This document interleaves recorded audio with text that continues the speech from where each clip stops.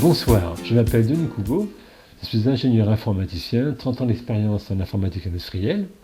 Je travaille depuis 10 ans pour la société K-Line. K-Line est le premier fabricant français de menuiserie aluminium, portes et fenêtres, installé en Vendée avec 5 usines sur les Herbiers. Je voudrais vous présenter ce soir un outil que j'ai développé sous Excel pour faire de l'ordonnancement de flux de production industrielle. Pour commencer, je vous propose une introduction de l'ordonnancement par un exemple. Il s'agit du process de fabrication de fenêtres d'une usine K-Line. La production est lancée par lot. Un lot regroupe des fenêtres à produire le même jour. Les lots sont constitués et planifiés par l'ERP. Le process se compose de 2 chaînes de production, une pour les cadres dormants, l'autre pour les ouvrants. Les chaînes sont asynchrones car leur cadence est différente et variable. Les ouvrants sont donc stockés en fin de ligne et attendent que leur dormant soit prêt pour le rejoindre au gondage. Le premier objectif de l'ordonnancement concerne bien sûr le pilotage, c'est-à-dire le lancement des lots sur les chaînes. C'est un problème d'optimisation sous contrainte. On cherche en effet à minimiser les temps d'attente sur la ligne de gondage lorsque les dormants se présentent et que leurs ouvrants ne sont pas en stock, mais aussi sur les lignes de montage d'ouvrants quand le stocker est plein. Parmi les contraintes, il y en a une qui est importante, c'est la variabilité des temps de montage des dormants, certains ayant en effet des vitrages à monter. L'ordonnancement doit donc suivre l'ordre des jours de production, mais aussi chercher à réordonner les lots au sein d'une journée pour réguler au mieux la cadence des dormants. L'ordonnancement peut aussi répondre à des questions de prévision et également d'organisation. Le but étant de minimiser les coûts de production et assurer le taux de service. Pour cela, il doit être capable de faire de la simulation. Le terme MES est employé aujourd'hui pour désigner un système informatique industriel. Il collabore avec l'ERP dans l'architecture globale de l'entreprise. Voyons un schéma simplifié des échanges fonctionnels entre ERP et MES, ainsi que la place tenue par la fonction d'ordonnancement. L'ERP reçoit des commandes clients qu'un configurateur traduit en nomenclature d'articles et gamme de fabrication. La planification génère des ordres d'achat en fonction de la nomenclature et des stocks disponibles, et traduit la gamme en ordre de fabrication qu'il transmet au MES. Le MES pilote le process sous le contrôle de l'ordonnancement.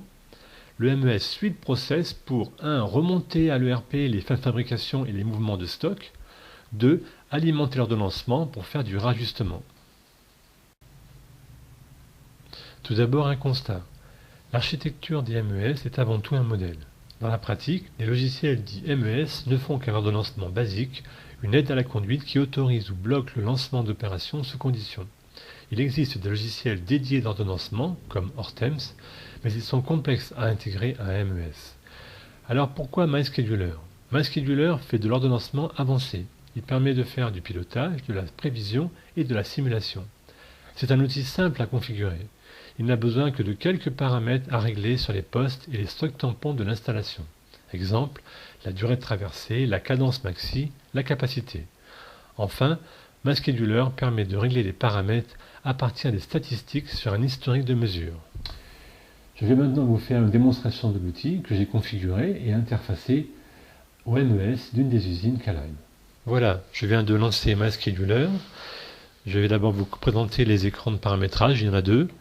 D'abord, le premier écran de paramétrage, c'est la liste des nœuds de l'installation. Pour chaque nœud, nous avons ses caractéristiques et puis surtout les paramètres qui servent au calcul de l'ordonnancement. Deuxième onglet, c'est le calendrier de production. Ce calendrier définit les plages d'ouverture des postes. Nous voyons que tous les postes fonctionnent en 3-8 sur la plage 0h minuit, à l'exception des pauses du matin et de l'après-midi. Et à l'exception de la ligne numéro 2 d'engondage qui, elle, fonctionne qu'en 2-8, puisque vous voyez, le soir, les postes se sont fermés à 21h. Je vais maintenant faire une prévision, mais donc pour cela, il faut charger des données. Comme je ne suis pas connecté au serveur de la base du MES, je vais donc charger une sauvegarde que j'ai faite au préalable. Voilà, la sauvegarde est chargée. Donc maintenant, je vais lancer la prévision. Vous remarquerez que la date de scrutation des données correspond au 12 avril à 11h. Donc je vais lancer la prévision à partir de cette date-là. Voilà. Donc en fait, pour MyScheduler, tout se passe comme si nous étions le 12 avril à 11h. Voilà, la prévision est calculée, donc MyScheduler nous a généré des plans de charge pour chaque poste. Nous voyons par exemple sur les postes des centres d'usinage, en fait, nous avons la liste des lots à lancer et la date horaire exacte. Si on s'intéresse maintenant aux lignes de sortie de production, donc les lignes d'engondage 1 et 2, nous voyons que sur la ligne d'engondage numéro 1, la dernière fenêtre sort le 14 à 23h21. Voilà, bon. Pour finir, le taux de service, nous voyons qu'il est de 100%, que les journées de prod à venir, du 13, 14 et 15, sont toutes réalisées au jour J. Donc le taux de service est excellent. Maintenant, nous allons faire de la simulation. Nous mettons dans la peau de responsable de production qui se demande si, étant donné les prévisions, on n'aurait pas intérêt à fermer la ligne d'engondage numéro 2 ou au moins réduire sa plage d'ouverture. Donc nous allons, dans le calendrier de production, nous allons passer en 1.8, la ligne d'engondage numéro 2. Nous allons mettre T2 fin à 13h. Voilà. Et puis ici, nous allons supprimer les heures de l'après-midi. Maintenant, nous relançons la prévision à 11h. Voilà, donc la prévision est à nouveau terminée.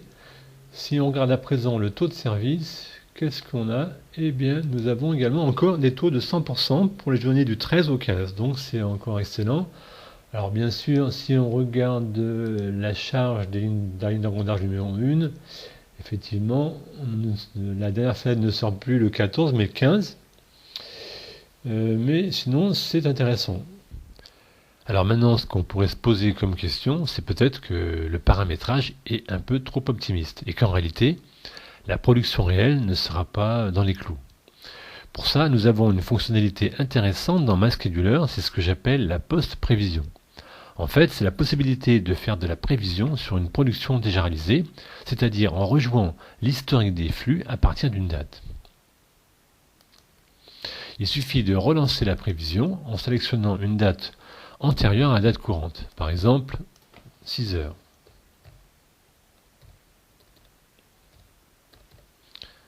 Ce qui va représenter à peu près 5 heures de flux à rejouer. Voilà.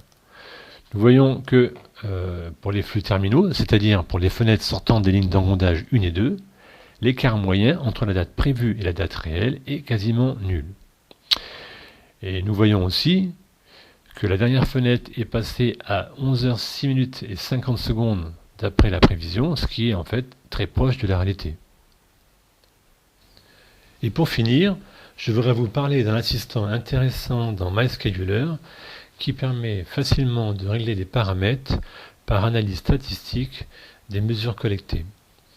Il suffit, lors de la lecture des données, de cocher la case collecte des observations pour que MyScheduler conserve l'historique des mesures. Ensuite, dans l'onglet Gestion de l'historique, on peut contrôler, décider du nombre, du volume de l'historique à conserver. Et dans l'onglet Analyse, il est alors possible, à partir des indicateurs statistiques calculés par MyScheduler, min, max, moyenne, de fixer pour chaque paramètre sa valeur théorique. On peut aussi d'ailleurs établir des formules de calcul par rapport au nombre de ressources du flux ou de la charge du nœud. Ici, on peut voir par exemple que le paramètre durée de traversée semble être proportionnel à la charge du nœud. Pour finir, MyScheduler est aujourd'hui un prototype, plus qu'un outil. En effet, je l'ai testé et mis au point dans l'environnement K-Line, mais il n'a jamais été utilisé en production. Ce que je recherche aujourd'hui, c'est un partenaire, une école, une société qui serait intéressée de le développer et de trouver un avenir.